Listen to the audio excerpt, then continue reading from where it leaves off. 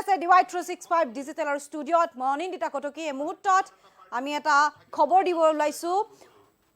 কেন্দ্ৰীয় মন্ত্ৰী সৰ্বানন্দ সোণোৱালে ৰাজনৈতিক নেতাক লৈ কেইবাটাও ডাঙৰ মন্তব্য কৰিছে তেওঁ মন্তব্য কৰিছে যে ক্ষমতাত থাকি চৰিত্ৰ উদঙাই দিব নালাগে আৰু বহু ৰাজনৈতিক দলৰ ৰাষ্ট্ৰদলক লৈ তেওঁ মন্তব্য আগবঢ়াইছে আৰু ক্ষমতাত থাকি চৰিত্ৰ উদঙাই দিব নালাগে বুলি কৈছে ক্ষমতাত থাকি কেন্দ্ৰীয় মন্ত্ৰী সৰ্বানন্দ সোণোৱালে বহু ৰাজনৈতিক দল ৰাষ্ট্ৰৰ বাবে উৎসৰ্গিত নহয় এই মন্তব্য কেন্দ্ৰীয় মন্ত্ৰী সৰ্বানন্দ সোণোৱালৰ আৰু একাংশই পৰিয়ালক আৰ্থিকভাৱে সবল কৰাৰ বাবে ক্ষমতাত থাকে ক্ষমতাৰ অপব্যৱহাৰ কৰি তেওঁলোকে দুৰ্বল কৰিছে ভাৰতৰ শাসন ব্যৱস্থা আৰু বিজেপিৰ দলীয় সভাত সৰ্বানন্দ সোণোৱালক তাৎপৰ্যপূৰ্ণ মন্তব্য বিজেপিৰ মঞ্চত থাকি সকলোৱে সততাৰে কাম কৰক বুলি মন্তব্য কৰিছে সৰ্বানন্দ সোণোৱালে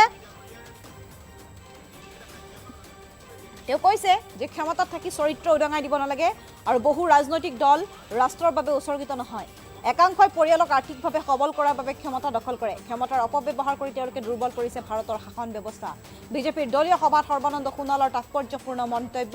আৰু বিজেপিৰ মঞ্চত থাকি সকলোৱে সততাৰে কাম কৰক আমাৰ লগত মন্তব্য আছে সৰ্বানন্দ সোণোৱালৰ মন্তব্য আগবঢ়াইছো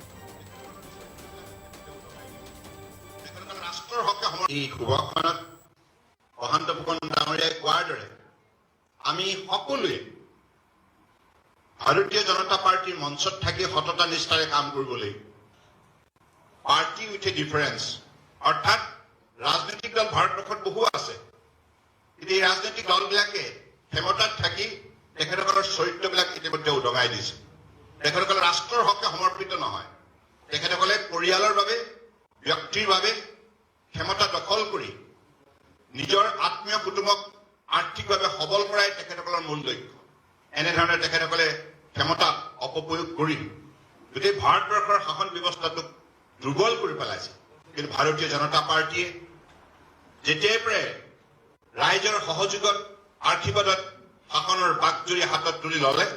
তেতিয়াৰ পৰাই ভাৰতীয় জনতা পাৰ্টীয়ে দেশ শাসন কৰিছে গোটেই আমাৰ শাসন ব্যৱস্থাটোক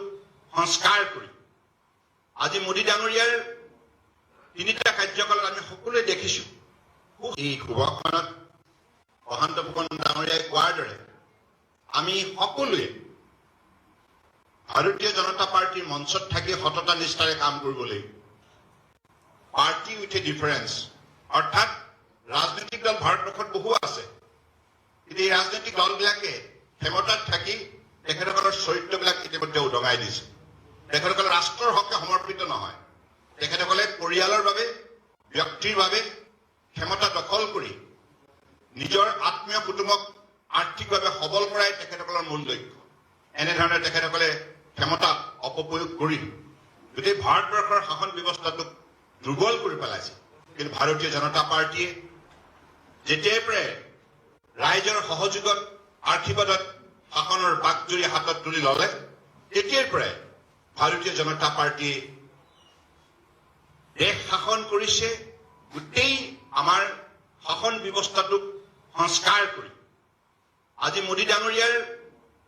তিনিটা কাৰ্যকালত আমি সকলোৱে দেখিছো এই শুভখনত অহন্ত ফুকন ডাঙৰীয়াই কোৱাৰ দৰে আমি সকলোৱে